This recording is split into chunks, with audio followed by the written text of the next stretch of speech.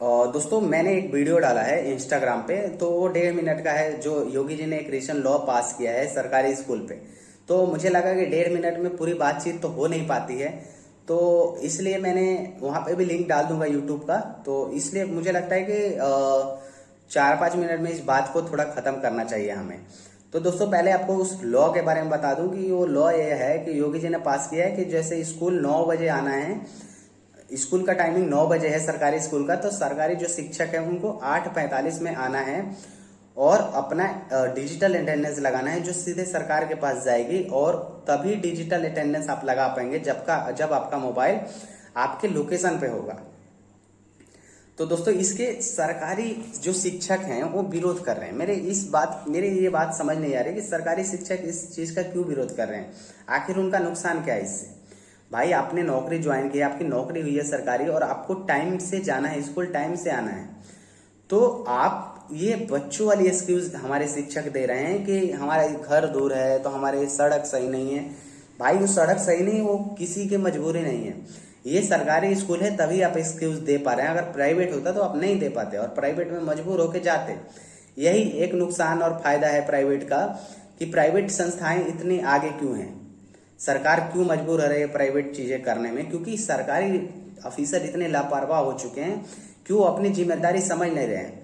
उनको पता है कि वो सरकारी स्कूल क्या है, सरकारी स्कूल अपना घर का काम करते रहते हैं, घर पे बैठे रहते हैं और मास्टर से दूसरे से हाजिरी लगवा देते हैं। सोचो सरकारी स्कूल के मास्टर तो इस लेवल तक चले गए थे कि जब उनके अंगूठे का निशान का ऐसे अटेंडेंस लिया जा रहा था तब उन्होंने नकली अंगूठा अपने वाले बनवा लिया। और वैसे तो फिर ऐसे लोगों के लिए यही उपाय है योगी जी ने किया है, उसका तो हम पूर्ण समर्थन करते हैं। इससे क्या होगा कि हमारे बच्चों का भविष्य सुधरेगा। जो सरकारी स्कूल में बच्चे पढ़ते हैं उनको अच्छे से थोड़ी पढ़ाई लिखाई करने को मिलेगी, क्योंकि उनको तो मास्टर पढ़ाते नहीं है, वो तो स्कूल भी आते हैं। मैंने ऐसे बिहार, मैं स्पेशली बिहार का हूँ, आप समझना मत कि मैं यूपी का हूँ, लेकिन मैं इस बात का समर्थन करता हूँ कि योगी जी ने जो किया है वो अच्छा किया है। बिहार में मैं ऐसे सरकारी मास्टर देखा हूँ जो 2-2 महीने स्कूल नहीं आते हैं और महीने के ऐसे लास्ट एंड में आके एक बार हाजिरी पूरे महीने का बना देते हैं। तो ऐसे लोगों के लिए यही इलाज है। हमारे बिहार में तो जो के पाठक हैं, शिक्षा विभाग के अधिकारी हैं, उन्होंने काफी कठोर रूल बनाए हैं। हालांकि कुछ ऐसे रूल रहे हैं जो हम समर्थन नहीं करते, जैसे मास्टर को सुबह 5-6 बजे बुलाना, त्योहार के दिन बुलाना, होली के दिन बुलाना, संडे के दिन बुलाना, ये सब अन्याय है। लेकिन जो के पाठक कर रहे हैं ना, वैसे हमारे बिहार में चाहिए। हमारे बिहार में क्या, हर जगह ही सरकारी स्कूल का वैसे ही मास्टरों का साथ ट्रीटमेंट होना चाहिए, क्योंकि वो लोग इतने लापरवाह हो जाते हैं कि समझ में नहीं आता कि पैसे किस बात के लेते हैं।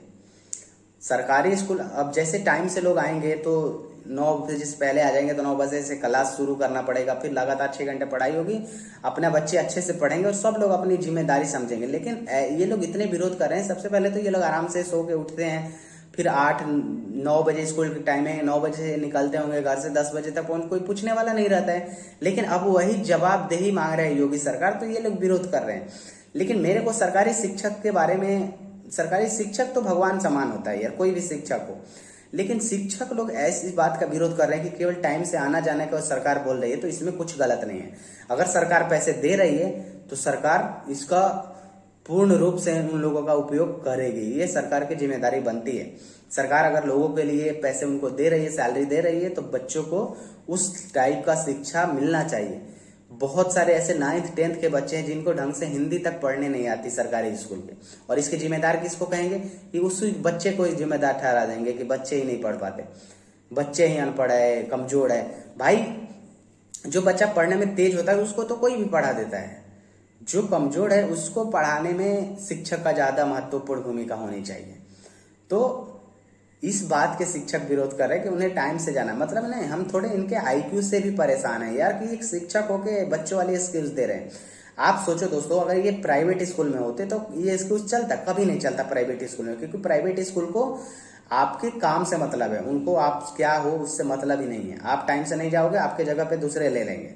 लेकिन प्राइवेट में उनको पता है कि ऐसा नहीं होगा, प्राइवेट में वो पहले ही एक बार भर्ती हो चुके हैं, आप सीधे निकलेंगे 60 साल बाद रिटायर होंगे, इसीलिए वो लोग इस चीज का फायदा उठा रहे हैं। तो ये पता है ऐसे ही धीरे धीरे होते होते ये लोग मजबूर करते हैं किसी भी संस्था को प्राइवेट करने पे। आज सरकार किसी भी संस्था को प्राइवेट करने पे क्यों मजबूर है, इन सब चीजों से हम सीख सकते हैं, ऐसे जो शिक्षक विरोध कर रहे हैं। मैं दोस्तों इस बात का पूर्ण समर्थन करता हूं कि सरकारी जो टीचर आ रहे हैं वो टाइम से आए, टाइम से जाएं। हम के पाठक का थोड़ा विरोध बहुत लोगों ने किया कि होली दिवाली त्योहारों के दिन संडे के दिन बुलाते थे, लेकिन उन्होंने जो मास्टरों का ट्रीटमेंट किया ना वो बहुत सही किया। के पाठक जैसा अधिकारी ही चाहिए, जैसे बिहार के शिक्षक लापरवाह है।